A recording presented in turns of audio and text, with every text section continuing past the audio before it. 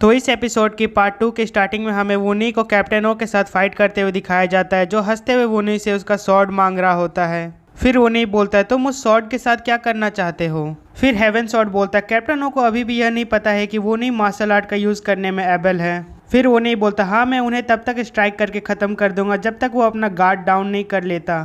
फिर कैप्टन ओ वूनी के ऊपर अटैक करते हुए बोलता है क्या तुम्हें लगता है कि जिस आदमी के अंदर इंटरनल एनर्जी नहीं है वो मुझे मार सकता है। और ये बोलते ही कैप्टन ओ वूनी के ऊपर कोर एनर्जी से अटैक कर देता है, बट वूनी उसका अटैक को ब्लॉक कर देता है और उसके पंच को साइड हटा देता है। और ये देखकर कैप्टन ओ सरप्राइज हो जाता है और बोलता है तुम ये करने कैसे जानते हो।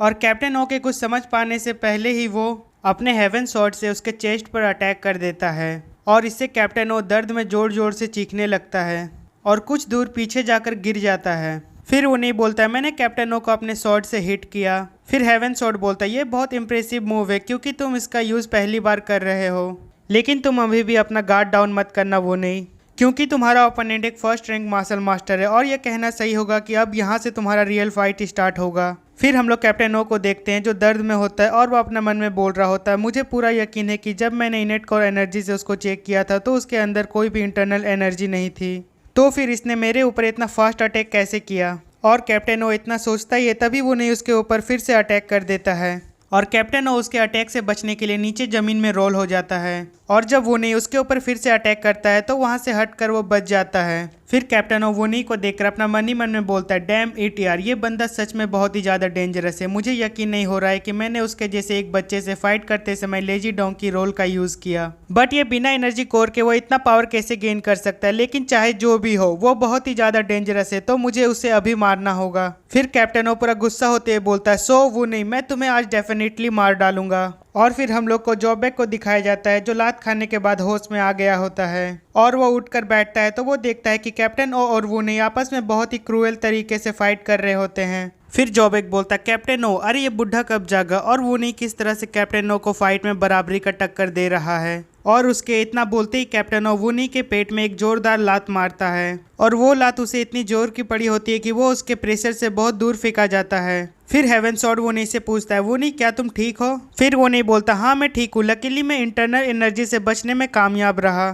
फिर हम लोग कैप्टन ओ को देखते हैं जिसका चेस्ट से ब्लड निकल रहा होता है, फिर भी वो वूनी से फाइट करने के लिए रेडी होता है। और उसे देखकर वूनी बोलता है क्या फर्स्ट रेट मार्शल मास्टर का स्किल ऐसा होता है, और वो एक इंटरमीडिएट रैंक के वॉरियर की कंपेयर में पूरी तरह से डिफरेंट लेवल पर है। फिर हेवन स्वॉर्ड बोलता है लेकिन तुम फर्स्ट हिट करने में सफल रहे, इसीलिए वो कैप्टन ओ पूरी तरह से परफेक्ट कंडीशन में नहीं है। फिर सॉडम बोलती है हाँ यदि तुम इस फाइट को ड्रैग आउट कर लोगे तो हम ऊपर हैंड कर लेंगे। फिर वो नहीं बोलता एक बहुत बड़ी लड़ाई, ठीक है फिर क्या हम लोग ट्राई करें। फिर हम लोग जॉबेक को देखते हैं जो खड़ा होते हैं वूनी से बोलता है तुम यहाँ से चले जाओ सो वूनी, अब यहाँ पर तुम्हारा कोई काम नहीं है। फिर जॉबेक कैप्टन के ऊपर अटैक करते हुए बोलता है तुमने मेरे बिना टिके रहकर बहुत अच्छा काम किया, बट अब से मैं सॉन्ग जॉबेक तुम्हें दिखाऊंगा कि मैं क्या करने में कैपेबल हूँ। बट कैप्टन ओ वहाँ से काफ़ी इजिली हटकर उसके अटैक से बच जाता है और फिर वह जॉबेक के ऊपर अटैक करते हुए बोलता है चुपचाप अपनी बारी का इंतजार करो, तुम्हें डेथ की तरफ भागने की जरूरत नहीं है, मैं सौ वूनी को मारने के ठीक बाद तुम्हें भी मार डालूंगा। बट कैप्टन ये बोलता ही है तभी जॉबेक कैप्टन के फेस पर एक लात मार देता है और कैप्टन ओ फेंकाते हुए बोलता है अरे कमीने ये तुमने क्या किया। और ये देखकर वूनी और हेवन स्वॉर्ड सरप्राइज हो जाता है। फिर हेवन स्वॉर्ड बोलता है ये बहुत दर्दनाक लग रहा था और ये सोचना कि वो दर्द को सहन करेगा और जवाबी हमला करेगा, ये सचमुच बहुत ही इनक्रेडिबल है। और फिर जॉबेक स्माइल करते बोलता है क्या हुआ कैप्टन ओ, सुप्रीम एल्डर के फिस्ट के कंपेयर में यह पंच बहुत ही सॉफ्ट है ना, और अभी इस तरह के और भी पंचेस खाने के लिए अपने आप को रेडी रखो कैप्टन ओ। और जॉबेक कैप्टन के ऊपर अटैक करते बोलता है सिलेक्शन के टाइम पे मुझे बेइज्जत करने का बदला मैं तुमसे लूंगा। फिर कैप्टन ओ बोलता है अरे कमीने लगता है तुम पागल हो गए हो। फिर वह जॉबेक के ऊपर अपना माउथ का ब्लड थूक देता है। फिर कैप्टन ओ जॉबेक के ऊपर अपना एनर्जी कोर से अटैक करते हुए चिल्लाकर बोलता अरे कमीने बच्चे अब तो मैं वूनी से पहले तुम्हें मारूंगा। और कैप्टन ओ को अपने एनर्जी कोर का यूज करते देखकर वूनी और सॉडम सरप्राइज हो जाता और सॉडम चिल्लाते हुए बोलती अरे गधे अब तो तुम नहीं बचने वाले हो।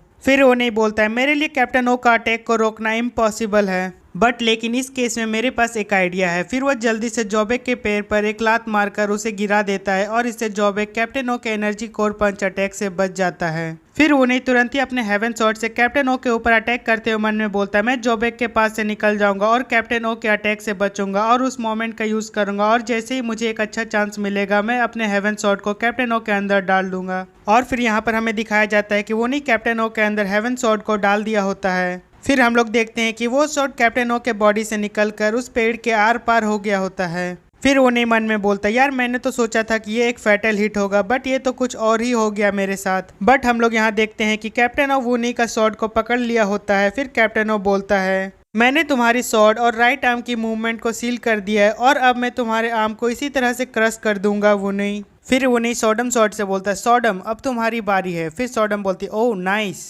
फिर उन्हें कैप्टन ओ के ऊपर अटैक कर देता है और बोलता है 8 लाइटनिंग शॉर्ट टेक्निक। यह एक ऐसी टेक्निक है जिसका यूज मैं दोनों हाथों से फ्रीली कर सकता हूँ। बट यहाँ पर हम लोग देखते हैं कि कैप्टन ओ वो अटैक को भी ब्लॉक कर दिया होता है अपने हाथ से बट वो शॉट कैप्टन ओ के हाथ में घुस गया होता है। फिर वो नहीं बोलता अरे यार इसने तो इससे भी ब्लॉक कर दिया है। फिर कैप्टन ओ हंसते हुए बोलता है कितने अनलकी हो तुम सो वो नहीं। फिर कैप्टन ओ अपनी कोर एनर्जी का यूज करने लगता है और ये देखकर वो नहीं बोलता यार क्या अभी भी इसके अंदर इतनी एनर्जी बची हुई है। बट यार ये टेक्निक तो अभी 2 स्टार तक पहुंची है फिर भी उसे नीचे ले जाने के लिए इनफ नहीं है।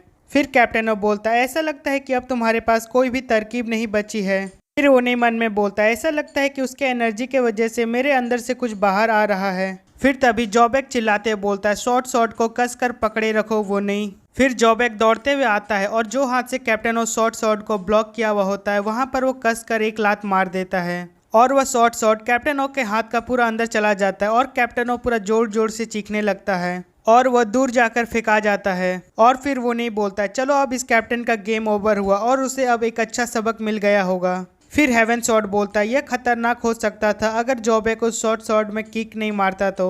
फिर वो नहीं बोलता हाँ अगर मैं उस कैप्टन ओ से अकेले लड़ता तो इसका एंड काफी डिफरेंट होता। फिर जोबेक गुस्से में बोलता ये कमीना कैप्टन का हिम्मत कैसे हुआ मेरे फेस पर खून थूकने का और क्या तुमने देखा था कि वो कितना स्ट्रांग था। बट चाहे जो भी हो तुमने मेरी जान बचाई है उसके लिए मैं तुम्हारा कर्जदार हूँ। फिर वो नहीं बोलता हाँ एक फर्स्ट रैंक मार्शल मास्टर सच में बहुत स्ट्रांग था। फिर जोबेक वो नहीं से बोलता है मैंने सुना है कि तुम बाद में मुझसे फाइट करने वाले हो क्या ये सच बात है। अगर ये सच बात है तो यह तुम्हारे लिए बहुत अनलक्की फाइट साबित होगा क्योंकि मैं तुमसे फाइट में जीतने वाला हूँ और जब मैं तुमसे फाइट जीतूंगा तभी मैं उस पागल बूढ़े आदमी का डिसिपल बन सकता हूँ। फिर उन्हें अपना मन में सोचता है यार है एके ने इसे भी यह ऑफर दिया है। फिर जोबेक स्माइल करते हुए वोनी के शोल्डर पे हाथ रखते हुए बोलता है मैंने सुना है कि तुमने उस बुढ़े से रिक्वेस्ट किया था कि फाइट जीतने पर तुम्हें उनसे कुछ मिलेगा। अच्छा तो क्या तुम्हें नहीं लगता कि तुमने वहाँ कुछ नेसेसरी कहा हो। फिर वो नहीं बोलता है तुम तो ऐसे बात कर रहे हो जैसे कि तुम फाइट जीत चुके हो। अच्छा क्या तुम इस सेंटेंस को राइट प्रूफ करने में कॉन्फिडेंट हो। फिर जोबेक हंसते हुए बोलता हाँ जरूर अगर हम दोनों फाइट करेंगे तो क्या तुम्हें लगता है कि तुम मुझ पर एक स्क्रैच भी डाल पाओगे। फिर उन्हीं कॉन्फिडेंटली बोलता है तो फिर क्या हम लोग एक बैट लगाए कौन जीतेगा ये फाइट और जो भी फाइट हारेगा वो विनर का सबऑर्डिनेट बन जाएगा और मुझे अपने ऊपर पूरा कॉन्फिडेंट है कि मैं ये फाइट जीतूंगा। क्या तुम्हारे अंदर कॉन्फिडेंट है। फिर जोबेक वहां से जाते हुए बोलता है ठीक है बस तुम फाइट का वेट करो और देखो और मैं तुमसे पहले माउंटेन का ऊपर जा रहा हूँ। फिर वो नहीं बोलता क्या तुम्हारे ऊपर जाने से पहले मुझे इन सब का ध्यान रखना होगा। फिर जोबेक पूरा स्पीड में माउंटेन के ऊपर जाते हुए बोलता है मैं तुम्हें बाद में देख लूंगा वुनहुई। फिर उन्हें उसे इतना स्पीड से ऊपर जाते हुए देखकर मन में बोलता है फ्यूचर के black and white twins demons का सबऑर्डिनेट बनना यह पहले से ही टेंटलाइजिंग लगता है। फिर वो नहीं बोलता है साउदर्न हेवन स्वॉर्ड। फिर हेवन स्वॉर्ड बोलता हाँ बोलो वो नहीं क्या तुमने मुझे बुलाया। फिर वो नहीं बोलता हाँ तुमने बोला था कि हे एकेन का किंगोंग लुमिनस स्टार मिस्टिक आर्ट क्विंगोंग से बहुत बेटर है। फिर हेवन स्वॉर्ड बोलता हाँ मैंने यही कहा था जब बात क्विंगोंग की आती है तो है एकेन इसमें बेटर है। और ये सुनने के बाद वो ने स्माइल करता है और बोलता है ओह अच्छा ये बात है तो क्या मुझे भी इसी के साथ जाना चाहिए। और इसी के साथ हमारा एपिसोड 22 यहाँ पर खत्म होता है। अब मिलते हैं अगले एपिसोड में। अगर वीडियो पसंद आया है तो like share subscribe and comment करें।